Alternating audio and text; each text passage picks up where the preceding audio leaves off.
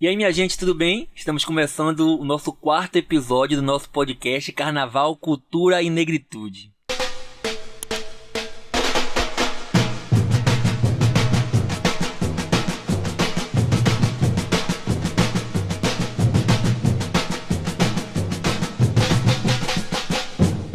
Eu sou Rafael Manga, conselheiro do Lodum e comunicador, e estarei aqui junto com vocês nesse programa semanal, explorando o universo momesco do carnaval e debatendo sobre algumas perspectivas, né? O tema de hoje é impactos da pandemia a partir de um bloco afro, né? E alternativas no digital. E temos como convidada a jornalista e colunista Wanda Chase e a coordenadora de mídias sociais do Lodum, Linda Rosa Rodrigues, e vamos falar sobre como foi passar todo esse processo da pandemia e conhecer as alternativas do mundo digital. Sejam muito bem-vindas, obrigado por aceitar essa missão aqui, o nosso convite. E antes de iniciar o papo, eu sempre peço que cada uma de vocês faça a sua apresentação de sua história, de quem é você, de como é que começou esse encontro no carnaval. Eu queria começar com Wanda. Obrigada, Rafael. Eu sou Wanda Chase, amazonense, manauara. Para quem não sabe, manauara que nasce em Manaus. Tenho 72 anos, sou jornalista de formação, formada pela Universidade Federal do Amazonas em 1975. Morei 13 anos no Recife, morei 2 anos em Campina Grande, trabalhei no Recife na Globo Nordeste, no Jornal do Comércio, Diário de Pernambuco, na Rede Manchete. Passei 2 anos em Campina Grande e saiu um grupo que trabalhava na Globo Nordeste para fundar uma televisão, a TV Paraíba, afiliada da Globo. E realizei meu grande sonho, vir morar na Bahia. Eu sempre digo que eu só tenho um arrependimento de ter vindo para a Bahia, não ter vindo antes. Eu já deveria estar aqui há muito mais tempo. Sou militante, ativista, fui uma das fundadoras do Movimento Negro Unificado, MNU, em Pernambuco. Fui do Centro Cultural de Emancipação da Raça Negra, em Pernambuco também. E fundamos, eu e outros companheiros, outros militantes, o grupo de teatro Abibimã, no Recife. Trabalhei 27 anos na TV Bahia e a minha militância passou a ser na grande mídia, na TV aberta. Eu vinha muito aqui em Salvador e via todo um cenário, né? Toda uma conspiração. Tudo aqui remete à nossa história, à história de luta, que foram realizadas as maiores rebeliões. Então, tudo aqui é informação, tudo aqui é conectado, tudo aqui é África. Então, eu centralizei a minha passagem, os 27 anos, o meu trabalho na TV Bahia, afiliada da Globo, nessa questão. Porque eu sentia muita falta nas emissoras de televisão, nos jornais não, porque nos jornais nós tínhamos Hamilton Vieira, que não está mais aqui entre nós, que foi um grande militante. Era um homem que, quando não se falava em movimento negro, ele escrevia uma página no Jornal à Tarde, que era o jornal mais importante do Norte e Nordeste. Então eu comecei a trabalhar em cima das grandes datas, das grandes revoluções. Evidentemente que eu tive grandes aliados aqui, né? Eu já conhecia João Jorge, conhecia vovô, Luísa Bairros, que não está mais aqui, Ana Célia, né, do MNU. No Brasil, Joel Rufino, Nélia Gonzalez, Abdias do Nascimento e outros e mais outros, que eu não lembro agora, Dulce Pereira, Hamilton Cardoso, grande jornalista da Folha de São Paulo. Então, eu tive aliados aqui, como eu falei inicialmente, e consultores. Jorge Portugal, que não está mais aqui, o historiador Jaime Sodré, e o historiador Ubiratã Castro, conhecido como Bira Gordo. Eu não fazia uma reportagem, principalmente sobre a questão religiosa, se eu não lesse, inclusive, o que não é comum, não é natural no jornalismo, você lê texto para um consultor. Mas eu sentia que tinha que haver uma grande responsabilidade, mesmo até porque eu sou evangélica, eu sou batista, né?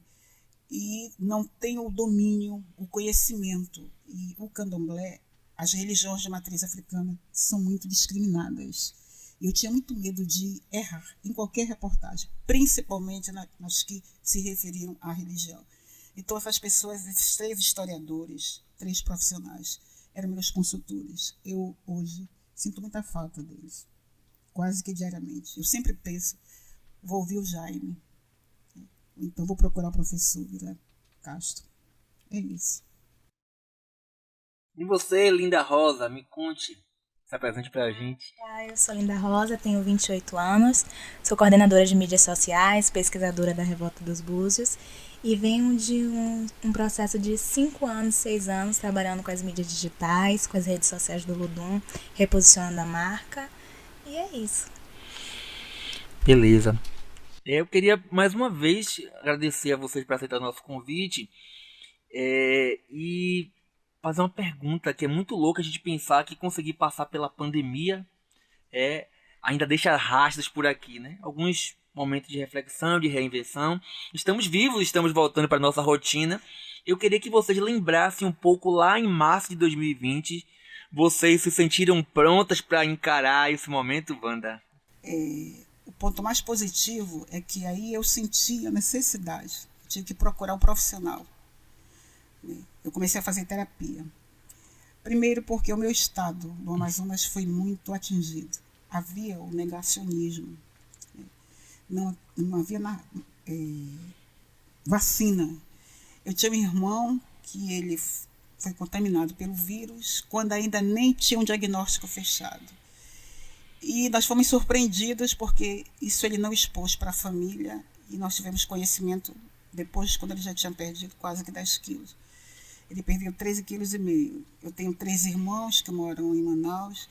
Eu tenho um sobrinho e tenho 2 sobrinhos netos. Então foram momentos dolorosos, de muita inquietação, de angústia, em que eu fiquei inerte. Eu não sabia o que fazer. Eu só via televisão. Quanto mais eu via, mais eu me preocupava. E eu queria saber mais. Eu comecei a sentir uma inquietação logo, até durante o carnaval. Porque nós íamos trabalhar e um colega nosso de uma emissora disse que tinha uma pessoa que estava hospitalizada aqui em Salvador, em um hospital da Garibaldi. Eu falei, olha, vamos parar de estar, que estava escondida essa pessoa, vamos parar de estar comentando esse tipo de boatos, porque isso não acrescenta em nada. Então eu fui observando algumas coisas desse cenário todo. E trabalhando no carnaval. Eu trabalhei no carnaval, mas no carnaval eu ainda não acreditava. Né? Mas comecei a observar o comportamento de algumas pessoas. E quando a pandemia chegou, para mim foi um desastre. Eu vi muitas lives, muitas. Tudo que era da área de saúde, eu devorava sites, né? Devorava lives, muitas entrevistas, um conteúdo muito grande na TV fechada. E isso me angustiava, porque quando eu lembro, a imagem mais forte que eu tenho na minha cabeça é aquelas valas que foram abertas em Manaus, no cemitério, né? E as pessoas jogadas ali, naquelas caixões de madeiras, né?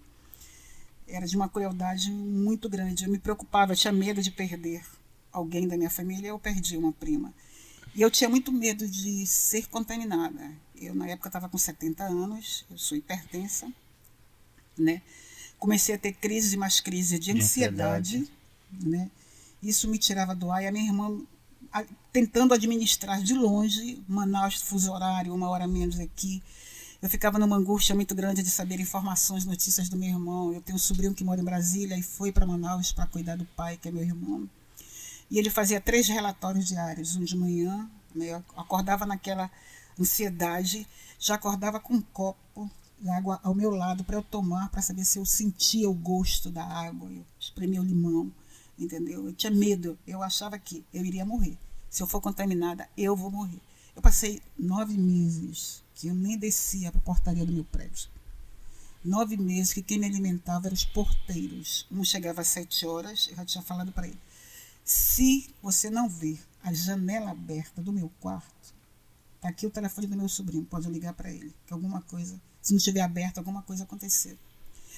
3 horas, quando ele saía, era rendido pelo outro porteiro que chegava, contava para mim, conversava e tal e tal. As amigas, né?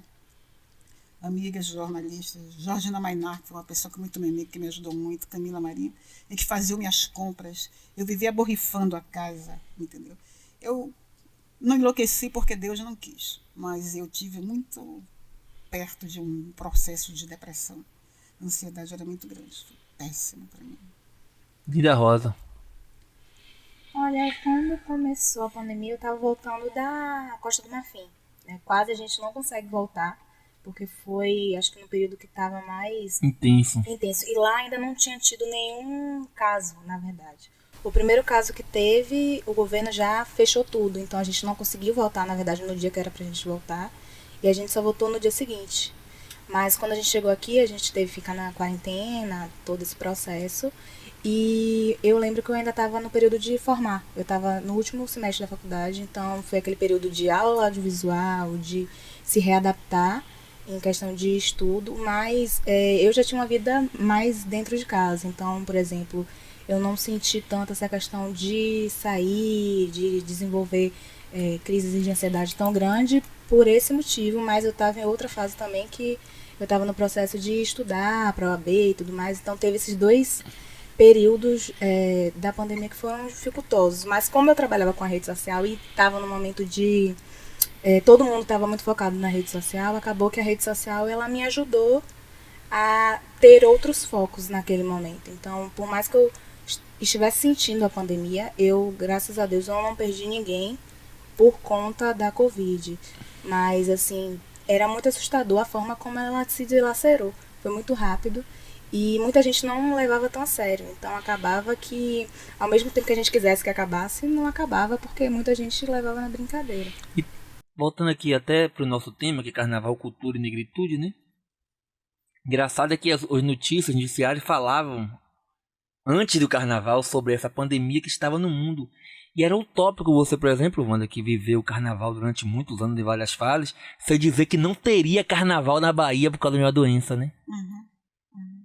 Era imprevisível isso. Como é que... Primeiro ano foi 20, né? 20. Isso. E 21 também, eu lembro eu conversando com o Alberto Pita, e ele disse que a fantasia do cortejo afro já estava quase que pronta, já estava pronta, ele dizia, não vai ter carnaval. Não vai ter carnaval. Como é que não vai? Eu sentia.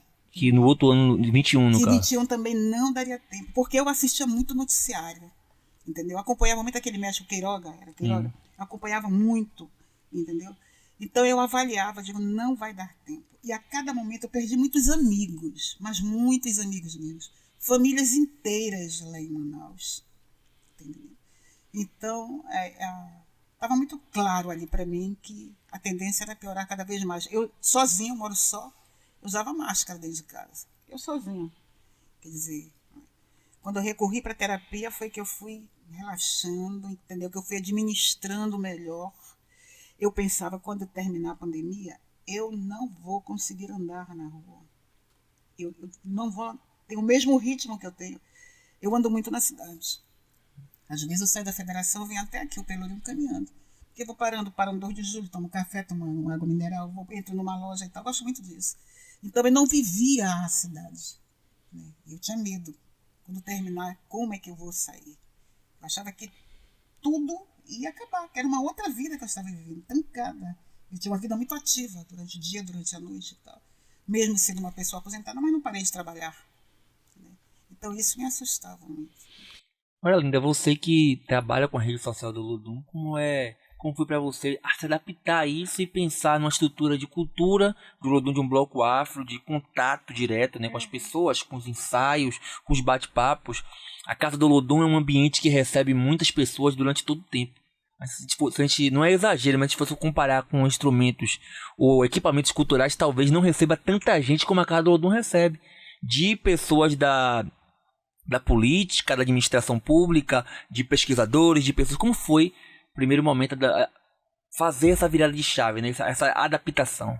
No período da pandemia, a rede social do Olodum, ela vinha numa crescente, né? Ela já estava vindo nesse processo de crescer, atrair mais o olhar de algumas pessoas, de alguns fãs ou de alguns pesquisadores que até então não entendia tanto esse processo mais tecnológico. E aí, com a pandemia, nos trouxe uma nova vertente, a gente teve que se reinventar. Então foi o processo de trazer live, diálogos contemporâneos, trazer as próprias lives das bandas para tentar aproximar o público da banda, trazer essa versão mais intelectual, a versão mais educacional, porque a gente trabalha com esses âmbitos, né, esses aspectos. Então, foi um processo de se reeducar e reeducar quem recebia informação também. Wanda, apesar de ser da televisão, estava na TV nessa época, como foi se adaptar nessa coisa, por exemplo? Você via muito as lives, mas você se via já fazendo essas lives, debatendo? Não, para mim era tudo muito novo, né? Para todo mundo, para mim é muito novo. Eu já não estava mais nativa do dia a dia. Né? Eu escrevia numa coluna, num site Leia Mais. Né? E a minha irmã, uma irmã enfermeira, me dizia, escreve isso. Eu fiquei inerte, eu não tinha condição de escrever. Porque escrever era uma coisa que poderia me fazer refletir mais sobre a questão, mas eu tinha medo, pavor. Entendeu? De escrever sobre aquilo que eu estava vivendo. Eu não queria acreditar que eu estava vivendo aquilo ali. Era muito estranho. Entendeu? O número de mortes era muito grande. Eu fiquei nessa. Não ter carnaval. Eu não é da minha cultura brincar carnaval. Mas eu gosto de carnaval. Carnaval, para mim, é um ato político. Pesquisa, né? Entendeu? Então, não vai ter carnaval. Eu pensava no número de pessoas desempregadas naquele momento. Eu acompanhava dramas de pessoas que não tinham nada para comer. Tinha uma moça que morava na minha rua, a esposa do Duller, grande compositor daqui da Bahia, que ela fazia campanhas na rua de alimentos, de roupas usadas, entendeu? Para levar para as pessoas que moram naquela região. Eu moro na Federação, entendeu? E isso me incomodava muito, muito. Eu comecei a fazer... eu tinha quase que um mini mercado dentro de casa. Fazer compras porque eu não tinha a mínima perspectiva de saber quando isso vai acabar. Se é que vai acabar. Essa era a minha grande questão. E o Olodum também aproveitou esse momento, por causa da falta do carnaval, da falta para desenvolver campanhas também, Linda, sociais, de arrecadação de alimentos. É um pouco de beber da fonte do que o Olodum sempre fez, só que de forma mais direcionada, né? Sim, o Olodum aproveitou as lives e algumas parcerias como o TikTok, Coalizão Negra, para arrecadar alimentos, tanto para os funcionários quanto para os alunos da escola e para algumas pessoas da comunidade, para de alguma forma, nesse lugar financeiro, ajudar para quem estava desempregado, para quem tinha renda afetada por causa da pandemia, porque muita gente que trabalha com evento foi afetada. E você, Wanda, julga que houve uma adaptação, demorou quanto tempo para você entender e começar a ficar mais adaptada com o momento e pensar e se reinventar? Fui obrigada a isso, né? A ter esperança, a exercitar minha fé. Né? Isso que foi me tirando, né, do fundo do poço, daquela situação inerte. Então, aqui não tinha o que fazer. Não tinha o que fazer. Fiz algumas lives, mas existia um peso muito grande de sofrimento, né, das pessoas. Era cruel você ver uma live do Olodum e ver que as pessoas estavam ali confinadas, né? A gente esperando um carnaval, os ensaios, o Olodum movimentando a economia da cidade, a economia do Pelourinho, né, as outras bandas, o Ilhaê. E nosso público, né, nosso público negro, nosso público pobre, as periferias, foi muito afetado. Né? E eu imaginava, quando chegar nas favelas, né, vai ser cruel demais. Né?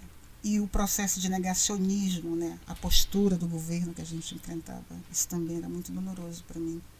Eu tinha um médico, Ciro Marinho, gastro. Ele segurou muito minha onda. Né? Eu perdi 8 quilos na pandemia. Imagina o que é que 8 quilos eu perdi. Então, sempre ele estava me alimentando. Eu vou cuidar de você se você ficar doente. Mas eu não quero ficar doente. Entendeu? Para mim, aquilo tudo ali significava a morte. Eu acho que nesse processo, uma pessoa que me deu muito orgulho, muita satisfação, que aproveitou esse período pandêmico, foi Alberto Pita. Né? Eu não perdi uma live do Alberto Pita. Eu não perdi uma live do Valmir França, né? Conversando com militantes antigos, gente que não mora mais na Bahia, né? Do MNU, que morava fora do Brasil. Alberto Pita escreveu aquele livro, né? Histórias Contadas em Tecidos, a história do Carnaval Negro da Bahia. Né? Ele fez várias lives. Né? O Olodum também fez várias lives, eu li aí alguns. E alguns artistas que eu acho que não tinham uma dimensão, entendeu, do que aquilo ali estava acontecendo, artistas que não são do mesmo segmento que o nosso, né? Isso me incomodava também. Mas graças a Deus estamos aqui, estamos vivos. Agora a gente não pode negar também o quanto a sociedade aprendeu muita coisa, né? E acho que o vulto da comunicação, a gente falando de comunicação digital, nos trouxe para um lugar para dizer que, por exemplo, o óbvio precisa ser dito. Que as coisas mais simples têm um público para não saber. Se a gente for ver a conjuntura que nós, através da música do Olodum, o Olodum pela Vida foi uma música que se tornou um programa digital, onde as pessoas que estavam muitas vezes invisibilizadas dentro da nossa própria estrutura lidavam com saúde, lidavam com atividade física, lidavam com pensamento psíquico, né? Cuidado com a mente, refletir, falar, ensinar a lavar as mãos. Nós fomos para as redes sociais ensinar as pessoas a lavar as mãos. Eu estava refletindo que Drauzio Varela nos ensinou a lavar as mãos e ninguém sabia lavar a mão. Você tem noção do que é isso? Ninguém sabia lavar as mãos. A gente não sabia lavar as mãos. Não sabia. E o Olodum fez uma série, eu acho que foi até uma repaginação da Olodum TV, né? Falando Olodum Olodum pela Vida. Conta um pouquinho como foi isso. Foi uma série para a saúde, né?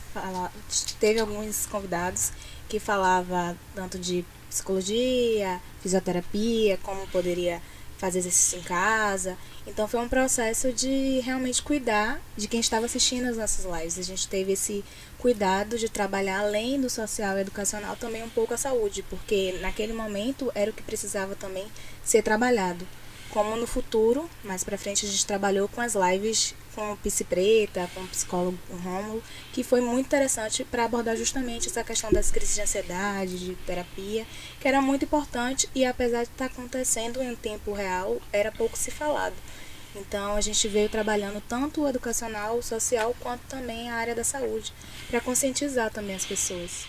Nessas lives também nós tivemos os diálogos contemporâneos. Eu acho que foi muito nessa linha que Wanda falou agora há pouco, de resgatar as memórias. Tivemos alguns encontros, né, Wanda? Como foi para você participar dessa memória? Você que já tem uma construção com o Olodum durante muito tempo, você que ajudou a escrever temas de carnaval, você que ajudou a formatar vários jornais e boletins informativos do movimento negro, trazer isso para o digital, rememorar e contar um pouco da sua história. Como foi isso para você?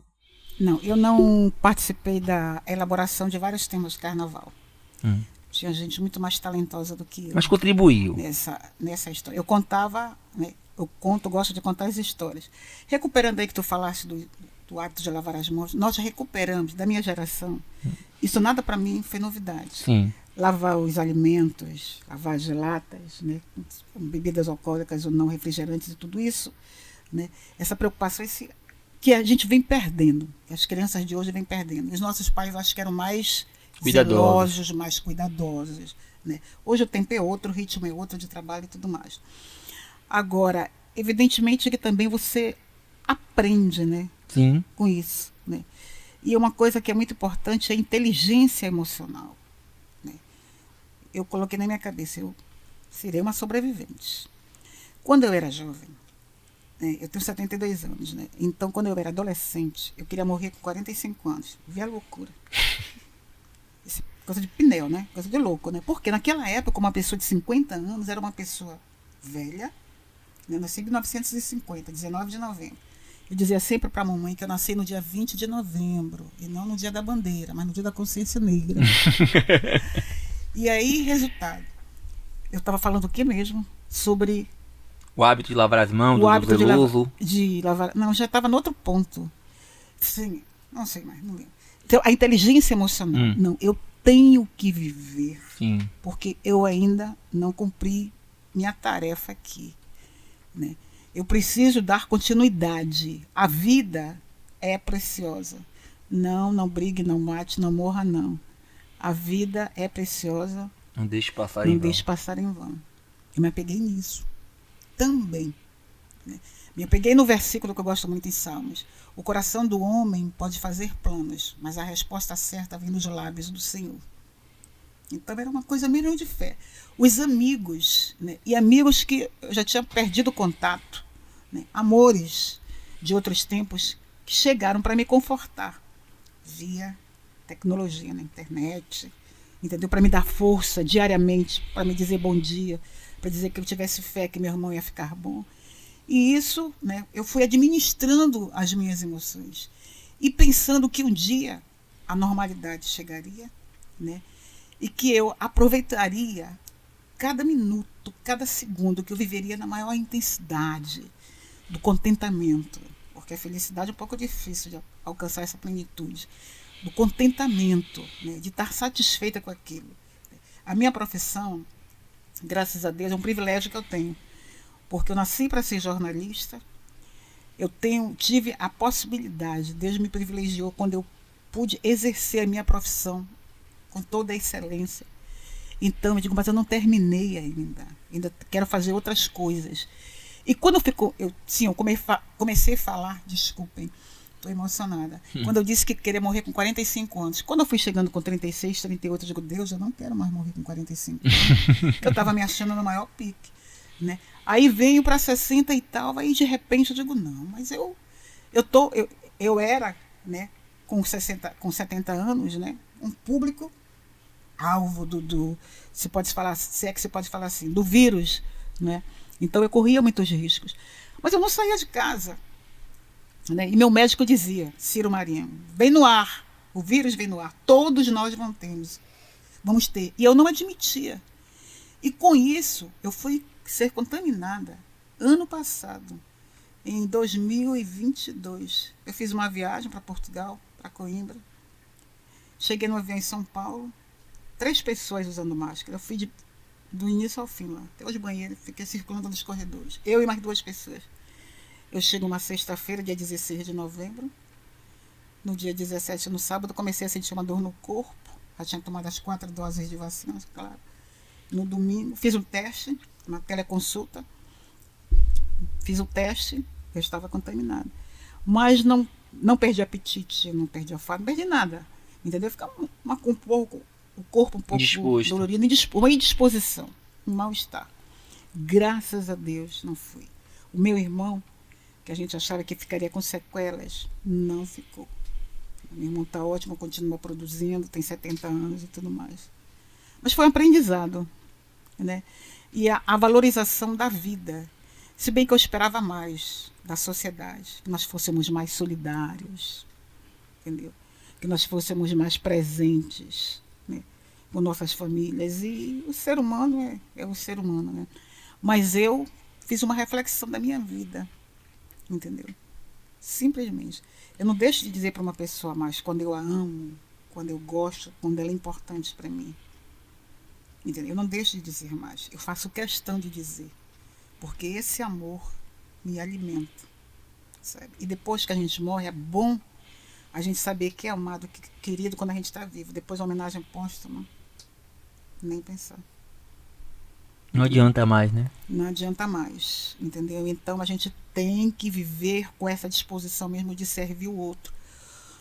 Outras crises nós enfrentaremos no mundo, né? Mas eu acho que hoje eu estou mais preparada. Eu acho não, eu tenho certeza. E esse encontro das lives? Você começou a fazer as lives, como foi? Eu comecei a fazer as lives, mas de uma forma muito tímida. Estava conversando agora com a Linda Rosa, né, dessa minha dificuldade de lidar com isso. Eu fiz, que me deu muito prazer, com o Mauro Almeida, que foi uma pessoa, né, foi da Continental, da gravadora Continental. Uma pessoa de uma importância muito grande aqui para o Olodum, né. A imagem que eu tenho do Mauro Almeida é ali no São Raimundo, ali onde tem as delegacias, aquele posto policial, complexo policial, é São Raimundo ali? É.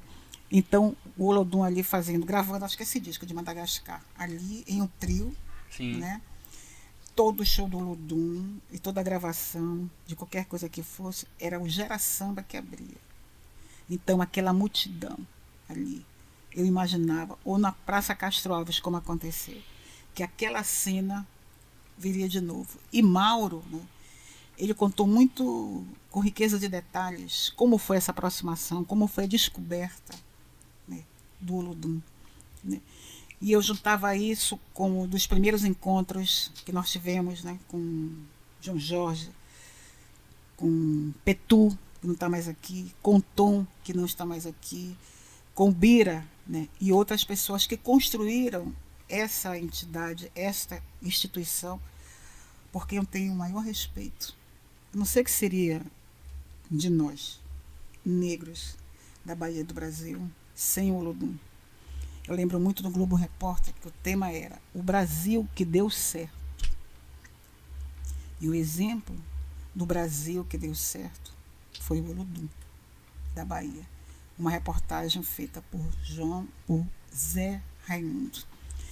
Quer dizer, quando a gente encontra, né, em 1980, a Fundação Promemória, que era um braço do Ministério de Educação e Cultura, naquela época, onde Olímpio Serra era o presidente, que ele convoca lideranças do movimento negro do Amazonas ao Rio Grande do Sul, que nós nos encontramos ali. Só a Bahia levou 8 ônibus. Imaginou o que é isso? A Bahia é uma nação, né? A Bahia não é um estado. E a partir dali houve um desdobramento. Por quê? Para enxugar o texto, como se fala jornalisticamente.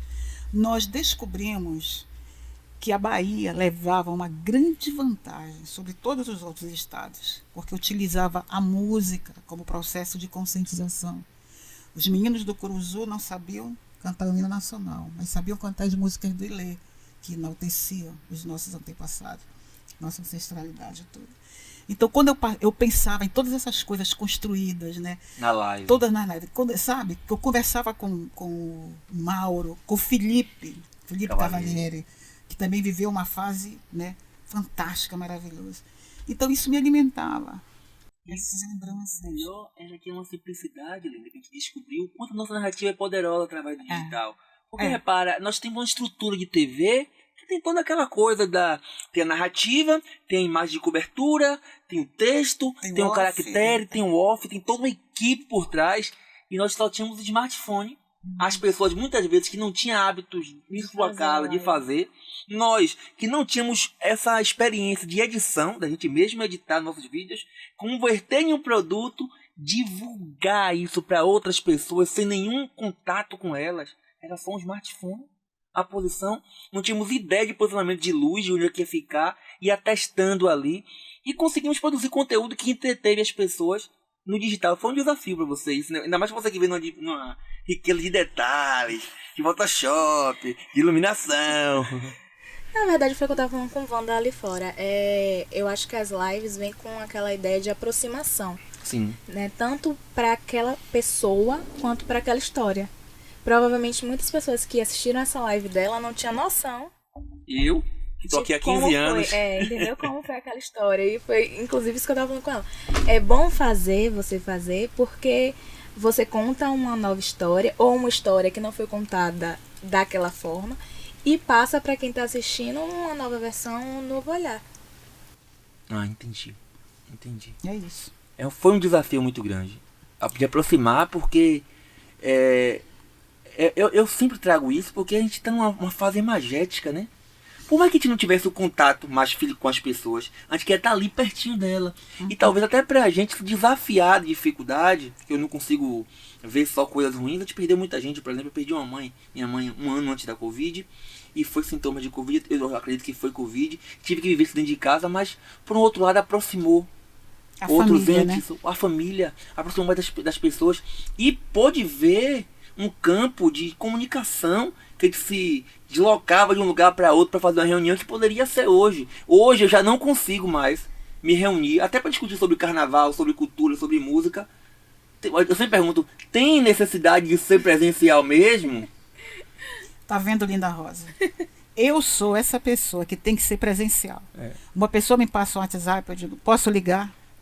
Entendeu? Eu não consigo ser essa pessoa digital, essa pessoa virtual. Eu gosto do contato, do olho no olho. Né? Ontem eu fiz uma entrevista fantástica com Elísio Lopes Júnior, então roteirista, né? Então, aquela coisa de estar olhando ali, a emoção da pessoa, que também a live passa isso. Né? Você faz uma entrevista, o entrevistado se emociona, ele dá uma paradinha para poder responder como está acontecendo aqui comigo. Mas, para mim, o presencial, entendeu? Poder dar aquele abraço. O Nelson Mendes, que encontrei agora. Quanto tempo eu não via Nelson Mendes? Quer dizer, pude me pendurar no pescoço dele, dar um abraço nele. Tá entendendo? Não descarto. Acho que a geração de vocês é uma geração revolucionária. Né? Tu colocaste muito bem aí. que não se tinha que o trabalho que se dá para fazer uma reportagem na televisão, quantas pessoas são envolvidas, né? No mínimo 3 vão para a rua, repórter, cinegrafista, auxiliar. Aí tem editor de imagem, aí tem editor de texto, né? Tem editor executivo, todas essas questões, tem o chefe de redação e tudo mais. E aqui não, é direto, é o objetivo, é só você ligar, né? E eu sou viciado em lives, entendeu? Em podcast. Eu gosto de ver todos. E cada vez eu me entusiasmo. Aí, ontem mesmo eu tive uma reunião com uma pessoa discutindo sobre isso. E ela fez uma observação que eu falei agora para Linda Rosa. Ela diz, Wanda, nas redes sociais, você faz a chamada para sua coluna, você é assim comportadinha. Mas eu lhe vi na transmissão, seu olho brilhando, você falando, o seu gestual e tudo mais. Entendeu? Isso também me fascina. A câmera, o microfone me fascina. Eu me sinto em casa aqui. Entendeu? Se eu estivesse numa mesa de bar, como eu estava indo agora, almoçando com Arlon. Entendeu? Assim que eu me sinto. Né? E imagino como é que essas pessoas se sentem que estão em casa, né? Eu deitada no sofá, deitada numa cama, ouvindo e tudo mais. Isso é mágico. Isso é mágico. A troca, né? E o desafio. Falar de música, falar desse universo, Linda, com as pessoas que queriam fazer um carnaval digital. Vocês fizeram agora o carnaval que foi rememorar os vídeos do Olodum na Olodum TV. E o Faraó. Cantado das janelas. Fantástico aquilo ali. Novas formas, né? Quer dizer, a forma de comunicar, né? O Faraó, aí o pessoal do outro lado cantando, não sei o quê. Isso daí é emocionante. No carnaval. Né? No carnaval. Né? Isso é emocionante demais. A gente vê no Jornal Nacional e sente, pô, o nosso povo realmente é sobrevivente. O nosso povo, o baiano, essa é a grande diferença do baiano. Não existe povo igual. Isso foi fantástico. Me conte, Linda, e o carnaval digital? Como foi a experiência de fazer esse carnaval digital? Ideia de João Jorge, né? Ideia de João Jorge. O Faraó. Ideia dele, a ideia era fazer, na verdade, uma narrativa dos carnavais. E aí, o que pensamos, né? A galera da comunicação pensou o seguinte, na verdade, em fazer os melhores momentos, porque senão ia ficar um vídeo, né, um documentário enorme, porque são muitos carnavais. Mas a ideia foi trazer essa ideia de saudade para quem estava em casa, com os melhores momentos, e passar o que ele queria, que era, vocês não estão aqui fisicamente, mas ainda estamos juntos, né? Ano que vem tem mais, como foi esse ano, que foi um lindo carnaval. Eu acho que matou a saudade de todo mundo e ainda foi belíssimo.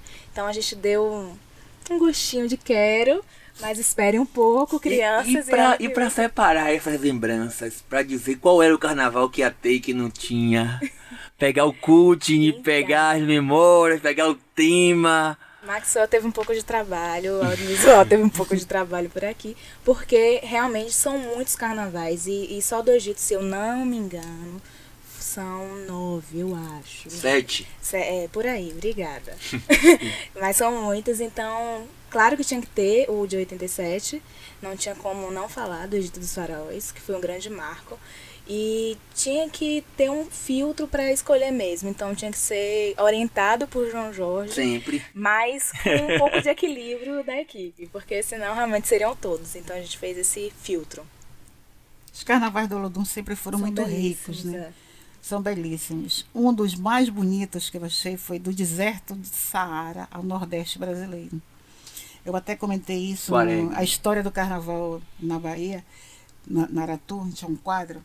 Então eu lembro, a lembrança que me veio à mente, chegando ali na Praça Castro Alves, não, esse foi Filhos do Mar, chegando na Praça Castro Alves, Neguinho do Samba com a gogô tocando, Carlinhos de Brau entra vestido de marinheiro. Né? Esse do deserto do Saara, a banda toda, a banda do Olodum, veio toda de cangaceiro. Entendeu? Eu vi agora uma escola de samba no Rio de Janeiro, né, que homenageou Rio de Janeiro ou São Paulo, Rio de Janeiro, homenageou Lampião. Né? Eu lembro que nesse carnaval do deserto de Saara, Nordeste brasileiro, o ano do Corisco, né, o título do jornal Correio, que na época era Correio da Bahia, era Lampião está vingado. Isso é arrepiante. Lampião está vingado. Lampião subiu no trio elétrico, porque até então o Ricardo Chaves tinha gravado música do Reni Veneno, que foi um dos grandes cantores daqui, e a voz política do Olodum, e do Pierre Onassis. Do Reni era uma que dizia, eu vou no Eva, o Eva vem chegando, e do Pierre Diamante, Diamante Negro, uma música muito bonita também, E aí, esse carnaval foi assim a consagração, entendeu?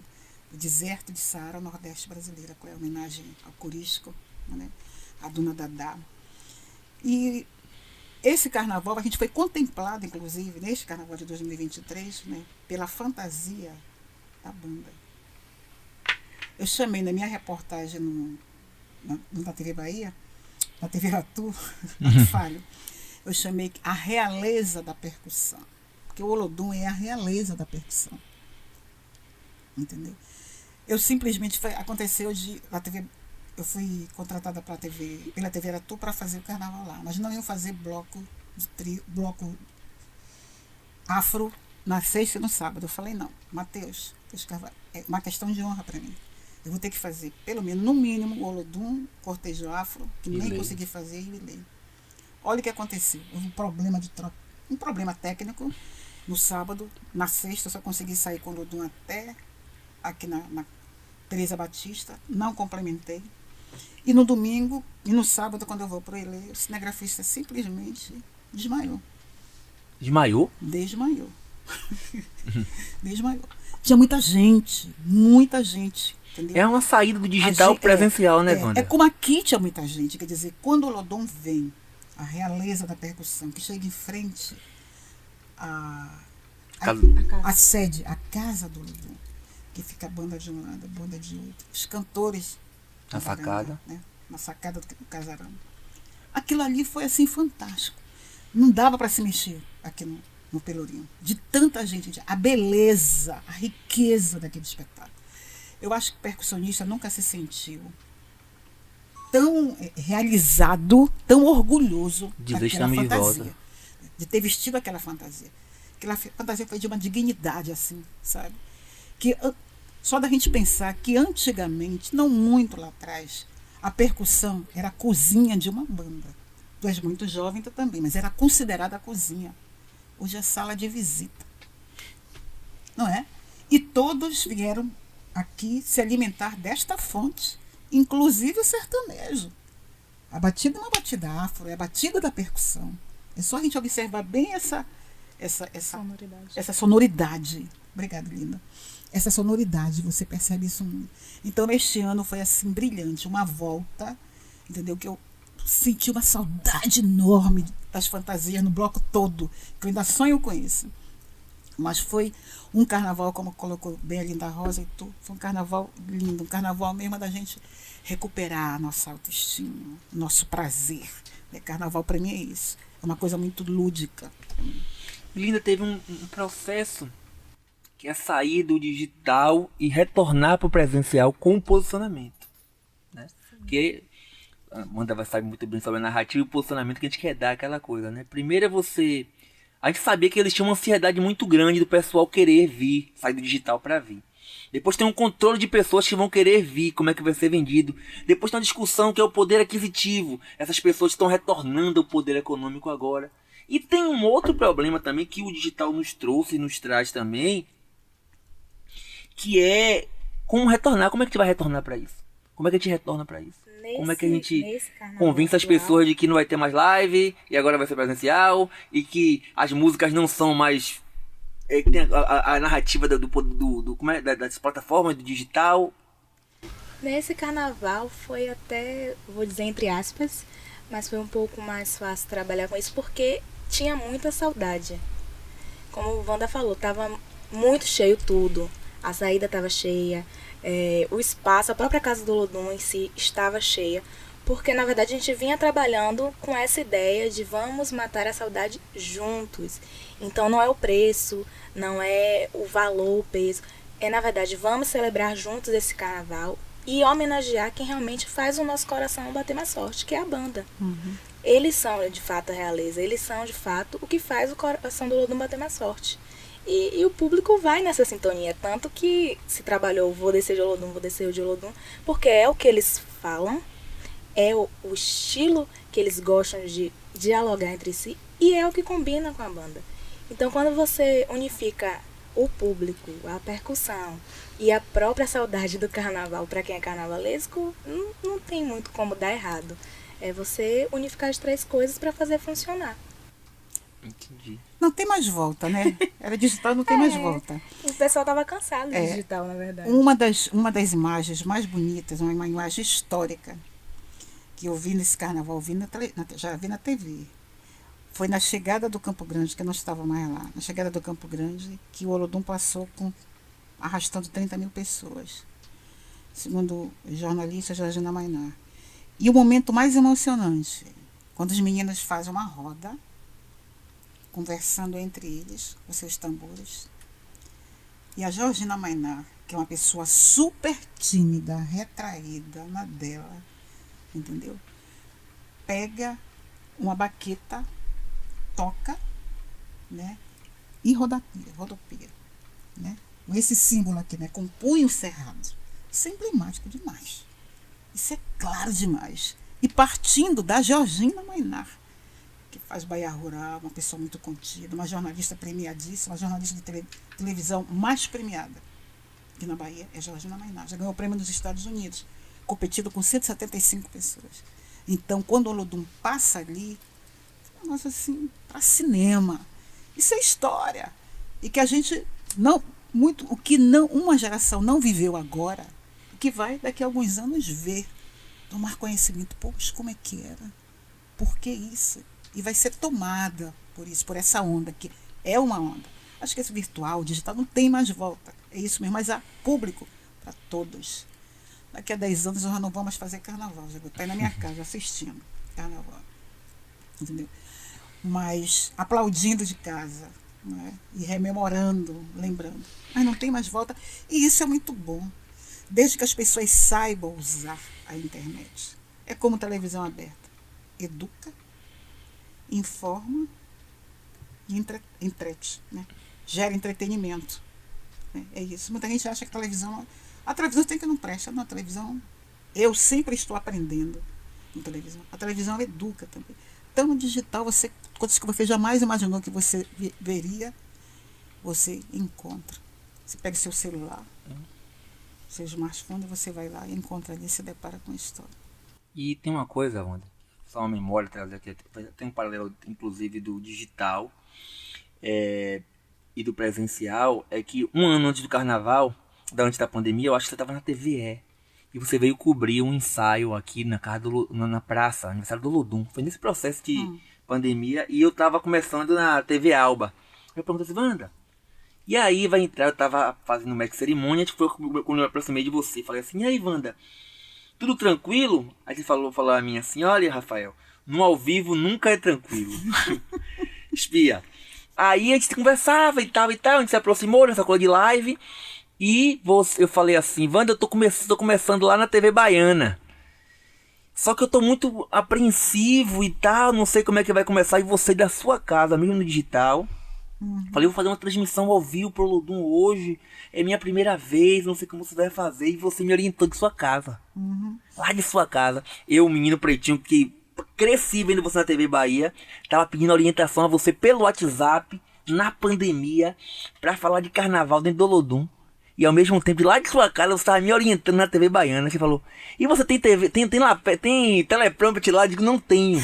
Não tenho teleprompter. Não, eu vou assistir e vou lhe dar uns toques. E depois vou lhe dizer como é que você vai fazer a live de carnaval. Tô trazendo pra você isso, pra mostrar o grau de importância que a gente tem na vida das pessoas. A gente não acha. E isso realmente aproxima a gente. Aquela referência que você teve, você passou a ensinar. Isso é muito rico. E foi a pandemia que possibilitou isso. Talvez se não tivesse a pandemia, a gente não conversasse tanto no digital, você não estivesse de lá me orientando e não estivesse contribuindo para o carnaval do Olodum e para a minha formação, e a gente estaria hoje de volta trazendo isso. E a recíproca é verdadeira, né? Porque quem me dirigiu nas lives do Olodum? Tu. Imagina. É agora, quando eu falar o vai e tal, não, e tal, e a luz e tal. Pra você, é uma troca. A vida é uma troca. E eu tava falando com as meninas da responsabilidade, que foi linda. Eu digo, rapaz, eu vou entrevistar a Wanda, como é isso? Agora tem um momento que foi memorável, que eu quero falar com Linda, que foi a foto do Olodum na frente da casa do Olodum, os tambores, pedindo respeito Oh, meu Deus, participei. Solidariedade. A emoção foi tão legal agora. Solidariedade e respeito. Pelas vítimas do Covid. No segundo ano foi as pirâmides dos tambores. Eu queria primeiro que você falasse dos dois momentos e você chegasse no digital. Eu queria que você falasse, que desse opinião também sobre isso. Uma ação social, novamente, né, em prol às pessoas que perderam seus entes ou que infelizmente, né, se foram. E tanto uma ação quanto a outra, eu acho que tinha as duas intencionalidades, a mesma intencionalidade. Para as pessoas e também para dizer que a gente estava em silêncio naquele momento, mas que ainda estávamos ali. Então também foi um acalento, um abraço. E acabou se tornando uma repercussão maior até do que a gente imaginava, porque as pessoas paravam e tiravam fotos ali e bateram palmas para a ação. Então foi uma ação de coração aberto mesmo e que teve uma repercussão muito positiva naquele período. Wanda, impactante, né?